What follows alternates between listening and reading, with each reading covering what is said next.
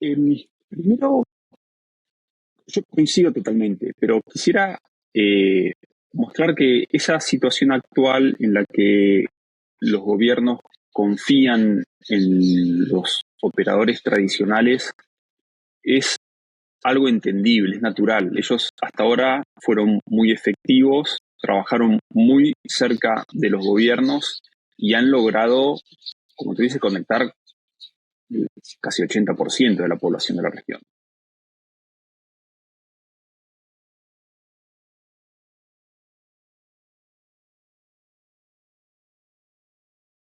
Hola a todos y todas, bienvenidos a un episodio más de nuestra serie de video podcast de Access Partnership de Latinoamérica Digital. Estoy muy contento, siempre estoy contento cuando veo estas presentaciones porque hoy me acompaña una persona importantísima para la región, Christian O'Flaherty, quien lidera varios de los esfuerzos de Internet Society, de ISOC, en Latinoamérica y el Caribe. Los invito a todos, obviamente, a que se suscriban a nuestros canales en LinkedIn, YouTube, Spotify, Apple Music, etc. etc. Y sin más, digamos, demoras y entrando en materia, hoy vamos a conversar un poco acerca de la conectividad, los esfuerzos que se han hecho para hacer que la conectividad en Latinoamérica sea más justa, más inclusiva, más sostenible y de qué manera, digamos, Internet Society ha promovido estos esfuerzos y qué podemos hacer desde nuestras distintas, digamos, esquinas para que de fondo lo que nos interesa a todos es que más personas estén conectadas, que todos los latinoamericanos estén conectados. Creo que ese es como el objetivo fundamental. En ese sentido, Cristian, bienvenido. Mi primera pregunta iría sobre todo en la línea de ¿cuál es tu diagnóstico hoy de la conectividad en Latinoamérica en general? ¿Tú crees que hay una foto esperanzadora? ¿Tú ves el vaso medio lleno, medio vacío? ¿Cómo crees que están las cosas hoy 2024? Sin duda es muy esperanzadora. Gracias, Giuseppe, por la invitación. Es un honor poder participar en este podcast. Viendo cómo ha crecido el acceso en los últimos 20, 25 años y cómo sigue creciendo, yo lo veo muy bien, muy esperanzadora y por supuesto con desafíos que se van resolviendo poco a poco. Creo que el mercado ha sido muy efectivo en conectar gran parte de los usuarios de Internet hasta ahora. Y vemos algunas dificultades para que esos métodos tradicionales sigan funcionando tan bien como antes, ¿no? Ahora vemos que el esfuerzo de las compañías es más en mejorar las tecnologías que ya tienen en los lugares conectados y no tanto en llegar a lugares nuevos, como era hasta hace 5 o 10 años. Ven muchas más oportunidades en pasar a 5G o en pasar a fibra, en dar mayores velocidades a sus clientes actuales o a las zonas en las que tienen cobertura y no hacen tanto esfuerzo por llegar a los lugares más difíciles. Entonces, eso es un desafío, pero por las cosas que estuvimos haciendo y nuestro trabajo con gobiernos en tratar de eliminar algunas barreras que tenían otros modelos que no dependan de los operadores tradicionales, creo que hay buenas oportunidades, que es muy esperanzador y que esos otros modelos que hasta ahora no eran tan necesarios van a empezar a florecer pronto. Eso que mencionas y haciendo doble clic un poco cuando hablas de mercado, nosotros hemos estado revisando estos temas en la región y creo que tú sabes que yo me muevo mucho en estos temas. Una cosa que nosotros hemos empezado a identificar en la región, una especie de patrón, es que algunas administraciones han puesto, como lo dice, digamos, el dicho, todos los huevos en un canasto y han pretendido que, de cierta manera, las fuerzas de mercado lleven la conectividad, que no deja de ser un servicio público, lleve la conectividad a todos los habitantes. Pero la evidencia sugiere que en la mayoría, por no decir que todos los países de la región, hay unos porcentajes importantes donde no hay un mercado lo suficientemente atractivo para que llegue la cobertura. Y esas son las zonas, digamos, cerca del 20% de los latinoamericanos que no están conectados. Es por eso, porque el mercado hasta ahí ya no es tan atractivo. Y eso obviamente incluye otros asuntos que podemos charlar. ¿Cómo hacemos, o en tu opinión, cómo podríamos generar recomendaciones para las autoridades para que se actualice un poco esa concepción y no poner todos los huevos en el canasto del mercado, sino también diversificar esos huevos y poner otros huevos en otro tipo de intervenciones que ayuden a que se aumente esa conectividad en estas zonas que de por sí son complicadas en muchos sentidos? ¿Tú cómo ves ese tema? Primero, yo coincido totalmente, pero quisiera mostrar que esa situación actual en la que los gobiernos confían en los operadores tradicionales es algo entendible, es natural. Ellos hasta ahora fueron muy efectivos, trabajaron muy cerca de los gobiernos y han logrado, como te dice, conectar casi 80% de la población de la región. Entonces, es entendible que se espere aprovechar ese modelo que ha sido tan exitoso hasta ahora. Sin embargo, también, como tú dices, eso funcionó hasta hace unos años y ahora vemos que los lugares sin cobertura siguen sin cobertura desde hace mucho tiempo y hay pocas probabilidades que una empresa decida perder dinero para ir a un lugar difícil de conectar, con muy poca población, con pocos ingresos, con poco mercado, poco atractivo. Entonces, ahí es donde está claro que hay que hacer algo diferente. En esos lugares en los que no hay infraestructura hay que hacer algo diferente. Y no es ir en contra de los operadores tradicionales, porque finalmente esas conexiones llegarán a un operador tradicional, porque tienen que hacer el esfuerzo de construir infraestructura desde donde están, que no hay nada, hasta un lugar conectado. Y ahí llegan a un operador que tiene su fibra, que tiene sus conexiones.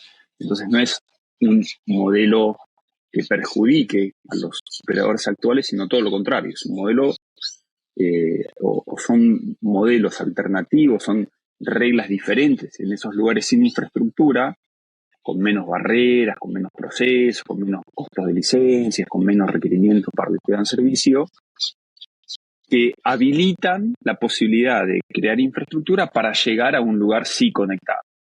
Entonces, ese modelo diferente, esa forma diferente de pensar el servicio de Internet, el modelo tradicional es esperar que alguien haga el esfuerzo por llegar a mi casa, ¿no? Yo estoy en donde vivo y quiero que alguien me traiga Internet hasta aquí. Bueno, en más del 20% de los hogares eso no ocurre.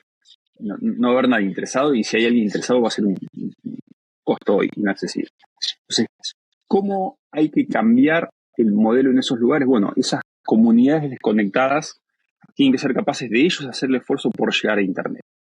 Y ya que ellos están haciendo el esfuerzo por llegar a Internet, hay que eliminarles todas las barreras que tienen actualmente para dar servicio a Internet en esos lugares, porque las barreras están pensadas para las ciudades y para los lugares donde hay mercado. Los permisos que tienen que sacar, no, que los sacan en las capitales, con costos, que requieren abogados, no pueden cruzar un puente, no pueden desplegar infraestructura al lado de una ruta. Hay un montón de barreras que están pensadas para los lugares donde hay mercado, donde hay muchas empresas compitiendo, donde hay posibilidad de múltiples inversiones y donde hay que ordenarlas. Entonces se fueron creando regulaciones, licencias, permisos que tienen sentido en esos lugares. Sin embargo, terminan siendo una barrera en los lugares donde no hay infraestructura. Entonces nuestro trabajo es colaborar con los gobiernos, acompañarlos para identificar esas barreras. Entonces nosotros al comienzo le llamamos construir redes comunitarias, eso fue evolucionando a conectando a los no conectados. Esas redes comunitarias pueden ser sin fines de lucro, pueden ser cooperativas, pueden ser pequeños emprendedores. La realidad es que no importa mucho qué es lo que funciona para la comunidad. Podría ser una pequeña empresa también. De los usuarios hasta el lugar donde sí hay Internet. Ok, no, súper de acuerdo. Y quisiera de pronto añadirte un detalle en esa pregunta, en este tema. Cuando hablamos de mercado y del poder, digamos, de las comunidades o de estas personas que viven en ubicaciones remotas o desatendidas,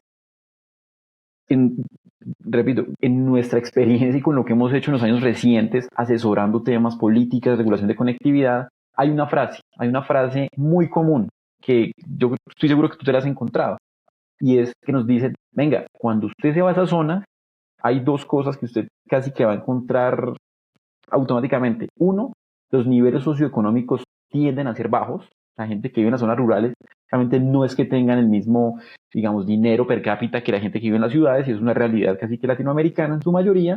Eso uno. Y dos, suelen estar muy dispersos en el terreno. No es que vivan todos en 5 cuadras a la redonda, no, por lo general tienen niveles socioeconómicos bajos y viven bien dispersos en territorios que a veces, de pronto, en los Andes o en ciertas zonas, son retadores. Entonces, uniendo esas dos cosas, aparece una frase que a mí me resuena bastante. Siempre nos dicen, ponemos al usuario o a las personas a decidir si conectarse a Internet o tener un plato de comida en su mesa.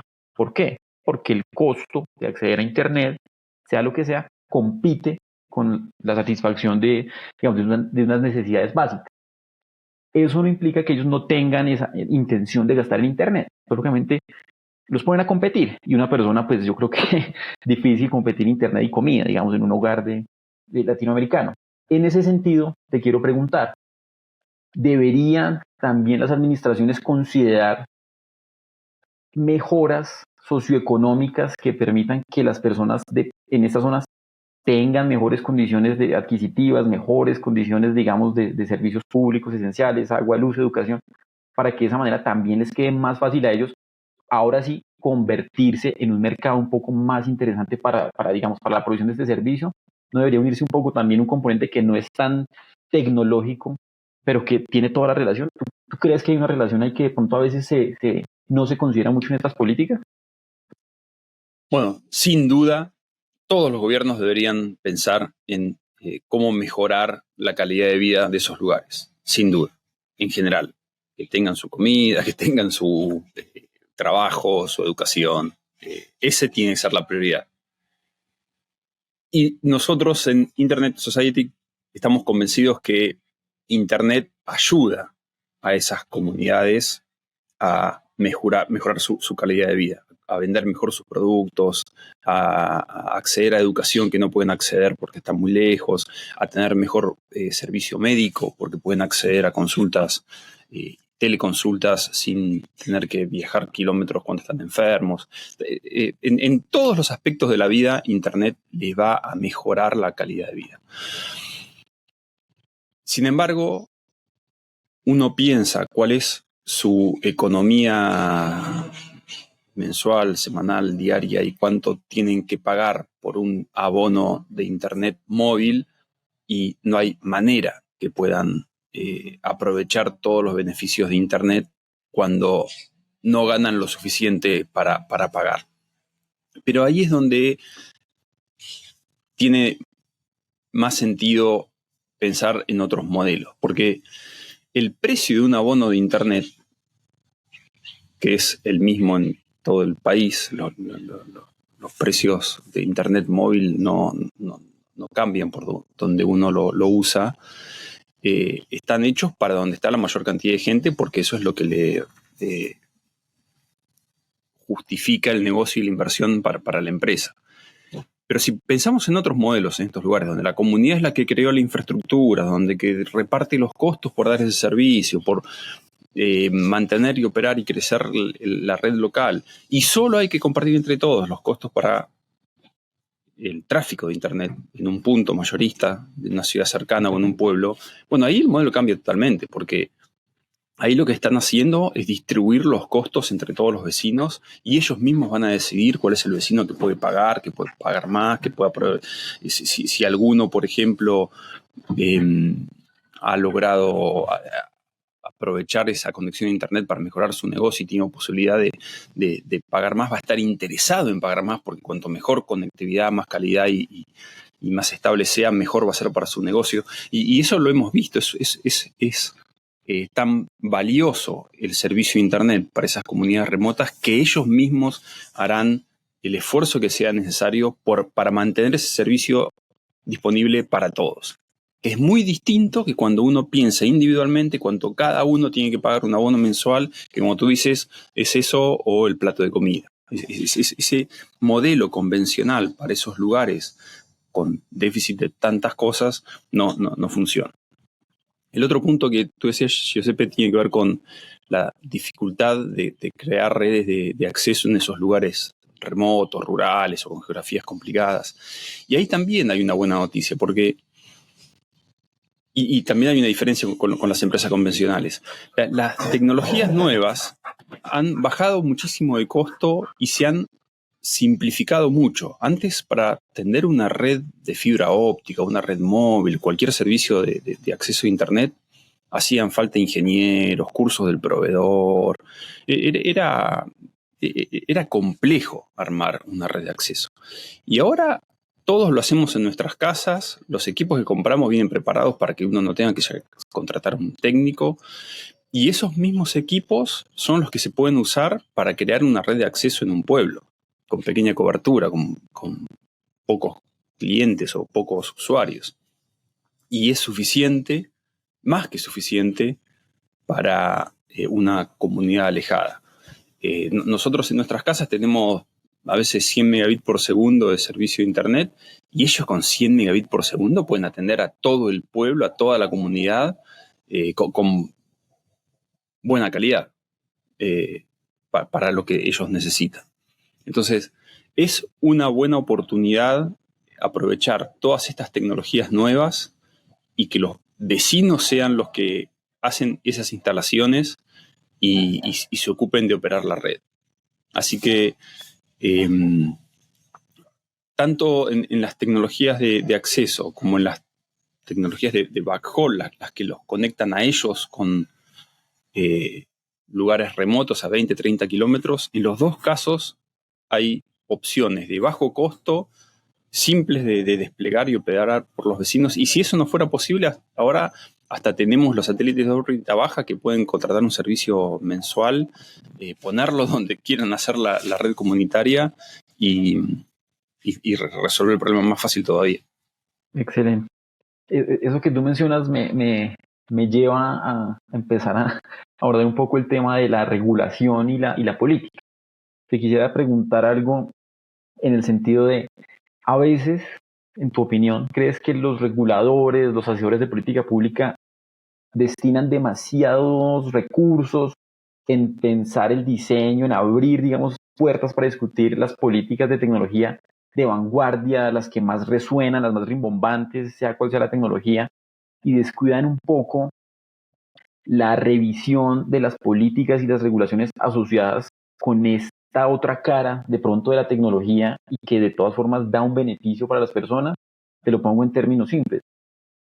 Están los gobiernos de pronto demasiado obsesionados con 5G e inteligencia artificial y la regulación y los frameworks y esto y lo otro, y no le dedican lo suficiente a revisar, bueno, cómo mi regulación, cómo mi marco de calidad, cómo mis derechos de usuario, etc., facilitan el desarrollo de este tipo de redes. ¿Crees tú que ese es un desequilibrio real o es percepción mía? Es así, pero si nos ponemos en lugar de los hacedores de políticas, de quienes tienen que gobernar, que tienen la responsabilidad de regular y decidir esas cosas, es entendible que prioricen las decisiones y se preocupen más y dediquen más recursos y tiempo a las cosas que afectan a más cantidad de gente. Entonces, tal vez no hay que pedirles que dejen de hacer lo que están haciendo con 5G, con inteligencia artificial, porque eso afecta a la mayoría de su población, pero sí hay que exigirles que no decidan cosas y no creen barreras innecesarias para los lugares desprotegidos, los que ya están marginados. Antes, la conexión a Internet era vista como como un lujo, como un bien superfluo, y ahora, después de la pandemia, quedó claro que es un servicio necesario, ¿no? Entonces, no voy a juzgar la falta de políticas activas en los lugares que no tienen infraestructura, pero sí me parece un error tremendo tener barreras para que esos lugares no puedan crear su infraestructura. Entonces, si están decidiendo una política para promover o incentivar el despliegue de 5G y esa política no tiene en cuenta los lugares sin cobertura donde ellos deberían poder tener condiciones mucho más flexibles, bueno, eso está mal. Eso es una mala decisión. Ahora, si están decidiendo 5G para las ciudades, los lugares con más cobertura, donde hay más mercado y quieren poner reglas y cobrar licencias, ahí es entendible. El error es no pensar en los desconectados y pensar que lo que están decidiendo, por ejemplo, para 5G, para todo el país, las empresas lo van a aplicar también en los lugares donde es negocio.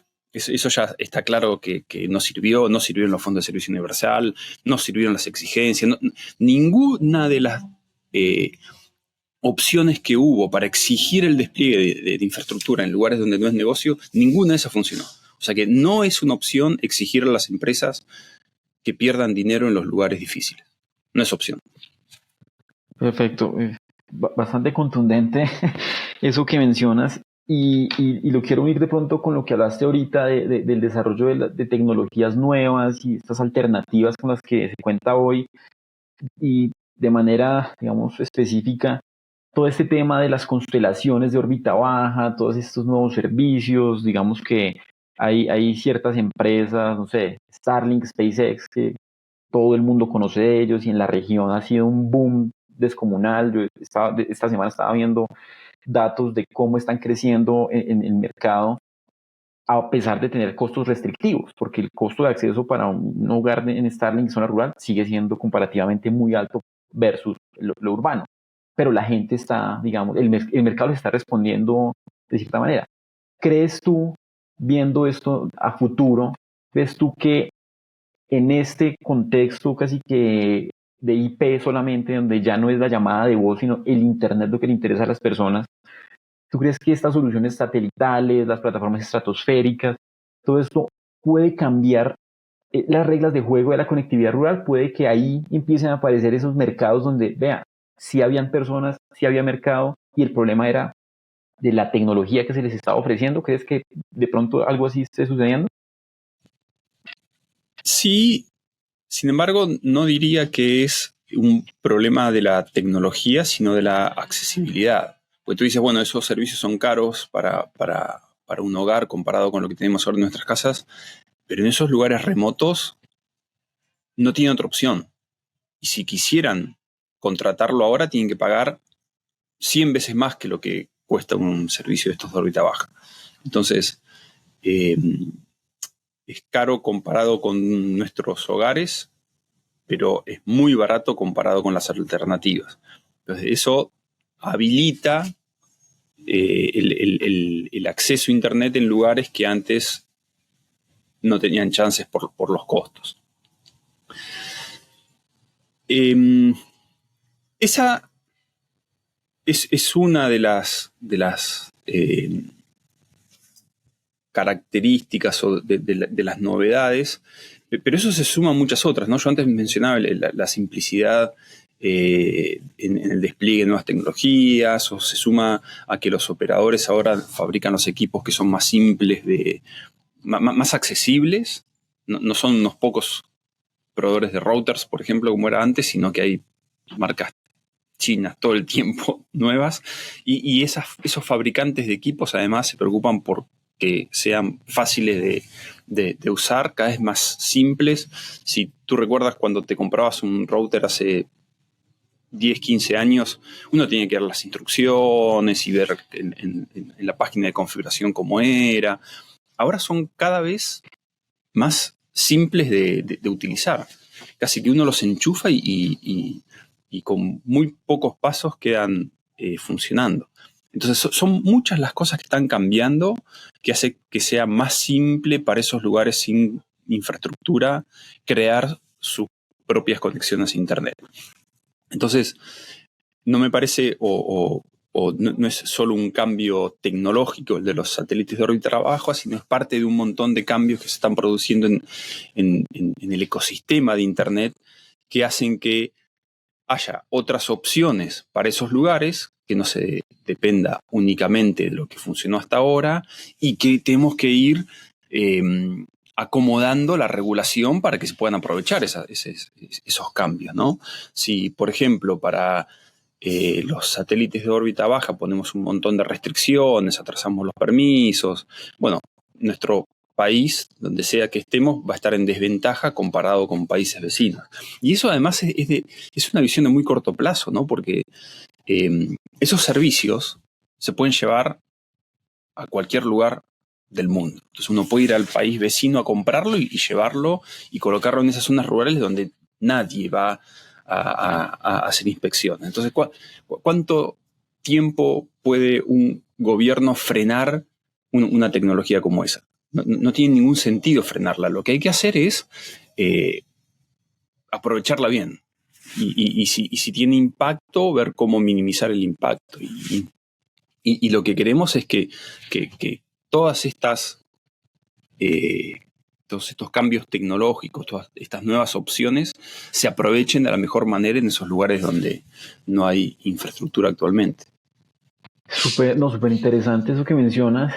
Y hablando de cambio, te voy a llevar quizás pasando un poco la página en algo que creo que también es pertinente que mencionemos aquí, y es, ahorita en el mundo se están revisando muchas cosas asociadas con el Internet, muchos principios fundamentales asociados con el Internet. Te puedo colocar referencias cercanas. En Colombia hace 2 años, menos de 2 años, hubo varias demandas en caso del zero rating, de la neutralidad de red, todas estas consultas que se han generado en Europa, aquí en Latinoamérica, que está empezando a crecerse este tema de revisar las contribuciones y las tasas, digamos, asociadas con el Internet.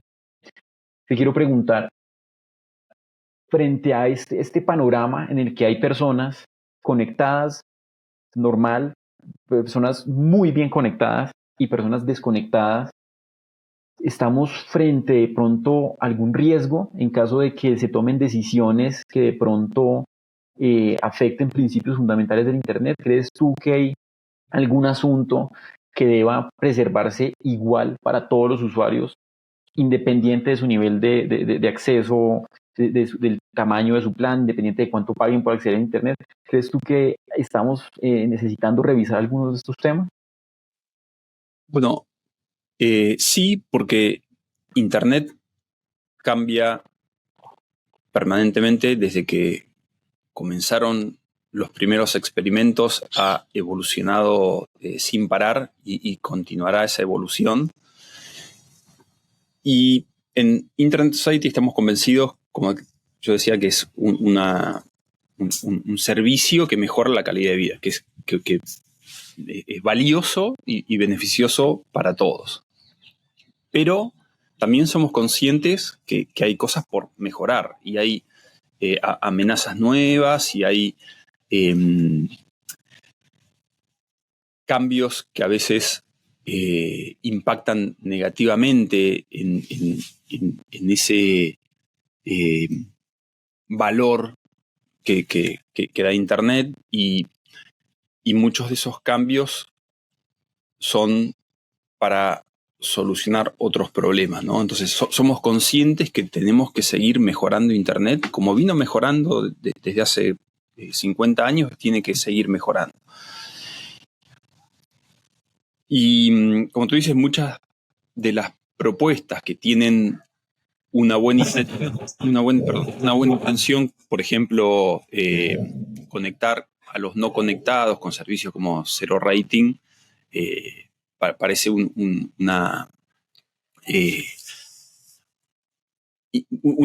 parece bien intencionado y además una decisión en ese sentido, ¿no? Pero cuando uno empieza a ver los detalles, se encuentra con que no es servicio de Internet, es parcialmente Internet y en realidad es un servicio subsidiado para que unas pocas empresas se beneficien. Y ahí hay que empezar a poner en la balanza cómo afecta eso a la comunidad que está accediendo a Internet y cómo puede evolucionar eso hacia el futuro. Y ahí es donde vemos con preocupación todas esas propuestas, ¿no? Pero esto no aplica solo al acceso. Uno lo ve, no sé, por ejemplo, en protección a los niños en línea, ¿no? Y una propuesta de las agencias del orden, policía y todo eso es tener acceso a los mensajes de los usuarios. Entonces quieren debilitar la encripción para poder acceder a los mensajes de los usuarios para poder combatir el abuso infantil. Y eso, uno que tiene experiencia, tiene claro que eso va en contramano, es lo opuesto a proteger a los usuarios en línea. Uno está haciendo más vulnerables a los niños al debilitar la encripción. Uno está haciendo que estén más expuestos. Pero claro, quien propone eso está proponiendo lo que conoce, lo que funcionó hasta ahora, como era pinchar los teléfonos, escuchar las conversaciones telefónicas y de los abusadores, y funcionó muy bien en la época de la telefonía. Bueno, pero en Internet esas soluciones no van a funcionar, porque quien hace eso sabe cómo evitar esos mecanismos de intercepción, pero peor aún, pone en riesgo a los niños y a todos los usuarios de Internet. Entonces, cosas bien intencionadas que uno reconoce que tienen por atrás un problema y algo que tenemos que mejorar en Internet, tienen como propuestas cosas que pueden afectar ese valor que tiene Internet o hacer hasta, en el caso de la encripción, arruinar cosas en Internet. Entonces nosotros somos conscientes que hay cosas que mejorar. Desde ISO tiene más de 30 años desde que se creó y desde hace 30 años venimos trabajando para que Internet siga mejorando y continúe evolucionando en forma positiva. Y cada vez que aparecen estas propuestas bien intencionadas, tratamos de acompañar esa evolución para mostrar que no es la mejor opción. Que si bien puede resolver una pequeña problemática o puede resolver parcialmente una problemática, arruina cosas mucho más importantes de Internet. Entonces ahí es donde nos involucramos para nutrir a la discusión y a la decisión con información que a veces no se tiene en cuenta en esos procesos. Y es un trabajo que no pasa desapercibido, también te cuento. Entonces, pues, siempre es interesante poder tener opiniones de estos distintos actores involucrados, porque, y este ya sería como el último bloque de esta charla que se pasó volando, también te digo. Te quisiera preguntar un par de cosas finales. La primera es, ¿qué casos de éxito tú has visto en la región, en Latinoamérica, de estos, digamos, como yo le digo, mecanismos alternativos de conectividad o estas ideas que de pronto son complementarias a los grandes telcos y a lo que tradicionalmente se ha visto, que nos puedes compartir, que tú digas, mira, estas personas en tal región hicieron esto y que nos ayude de pronto también a inspirar un poco a quienes vean estas conversaciones a hacerlo ellos o que los reguladores y las autoridades también, digamos, se sensibilicen un poco con este tema? ¿Qué nos puedes compartir de eso? Nuestros esfuerzos para conectar a los no conectados tenían como objetivo mostrar la efectividad de esas soluciones, ¿no? Entonces fuimos a buscar los casos más extremos, los lugares, por ejemplo, más aislados y remotos, lejos de cualquier conectividad cercana. Un ejemplo es en la Patagonia Argentina, en un lugar que se llama el Cuy, que está muy lejos de donde pasa la fibra, no tenían ni servicio de celular, ni ningún tipo de servicio de acceso a Internet. Tenían un servicio satelital, pero es un lugar muy ventoso y funcionaba a veces sí, a veces no. Y en ese pueblo había hospital, había policía, había escuelas, había un montón de necesidades de acceso. en ese lugar tan extremo, la comunidad se organizó. ISOC solo les dio dinero para unos equipos y unas torres de radio, muy, muy poco dinero. Y ellos no solo armaron su red de acceso, sino sus saltos de radio para llegar a un lugar con fibra. Y además lo hicieron sostenible. Ellos se ocupan de que si en el invierno por la nieve y los vientos se cae la torre, la vuelven a levantar. Cuando se rompen los paneles solares, los reparan. Así que no solo es viable el despliegue de la red, sino que es sostenible la operación en un lugar con condiciones climáticas extremas, ¿no?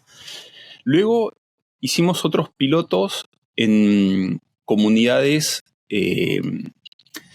no solo alejadas, sino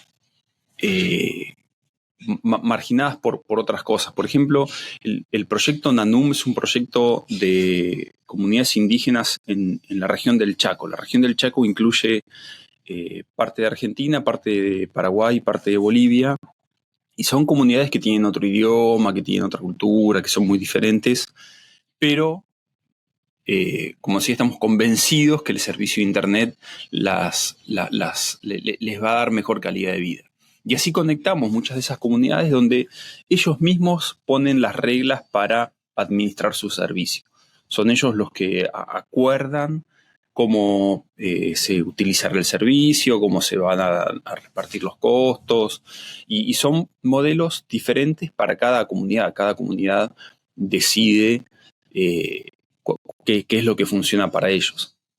Ahí los pilotos sirven para mostrar que no solo lugares con clima extremo, geografías complicadas, son viables, sino también lugares donde la cultura y la comunidad nunca hubieran exigido al gobierno que les llegue Internet. Nunca hubiera surgido de ellos pedirle a un proveedor conectarlos a Internet, sino que se les da la posibilidad de tener acceso a Internet e inmediatamente lo aprovechan. En NANUM, en una de las comunidades, creo que fue en Paraguay, justo era la época de que aparecían los NFT, no sé si recuerdas eso, con blockchain vendían unos tokens que, bueno, yo creo que ya no existe eso, pero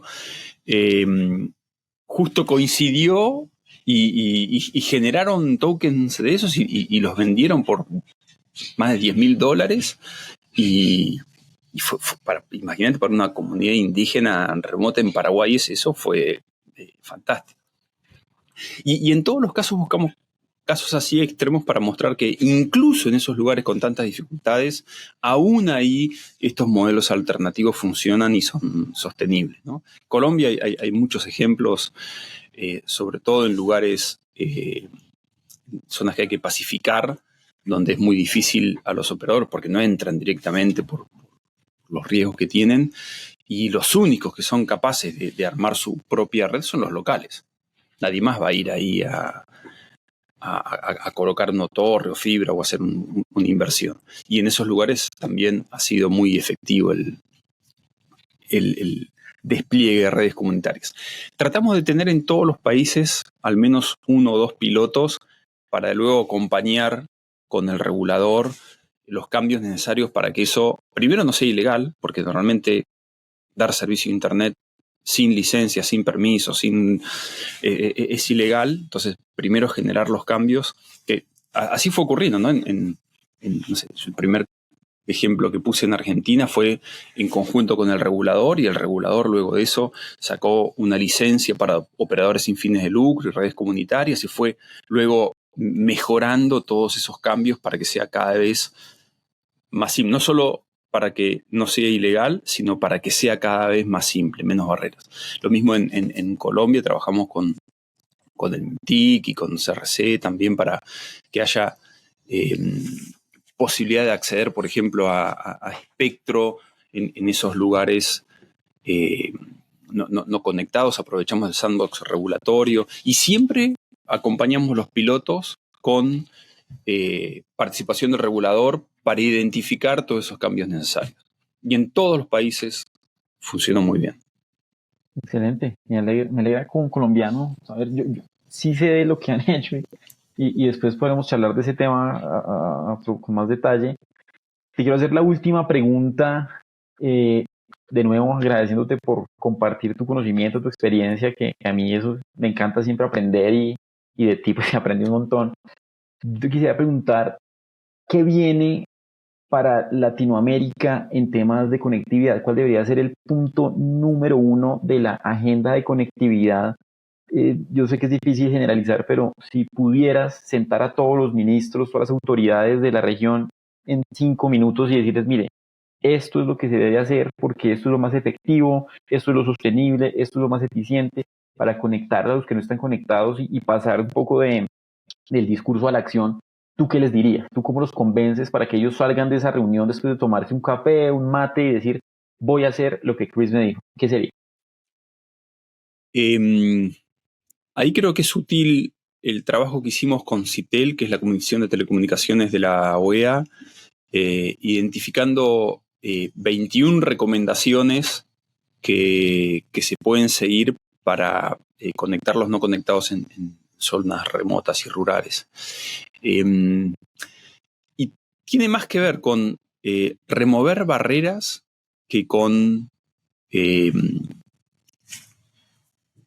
incentivar o promover políticas públicas para crear infraestructura, ¿no? No es el mensaje más simple y automático sería hacer un mejor uso de los fondos de servicio universal, que todos los países tienen millones en fideicomisos o en los bancos sin usar y no los aprovechan bien, ¿no? Entonces, muchas veces esa pregunta se responde, usen mejor los fondos de servicio universal. Bueno, eso está bien. Sin embargo, hay un montón de barreras que todavía no removimos y que pueden ser hasta más efectivas que darles dinero de ese fondo. Y sin duda, si se combinaran las dos cosas, de implementar esas recomendaciones de CITEL y además aprovechar mejor los fondos en esos lugares, bueno, eso sería el ideal.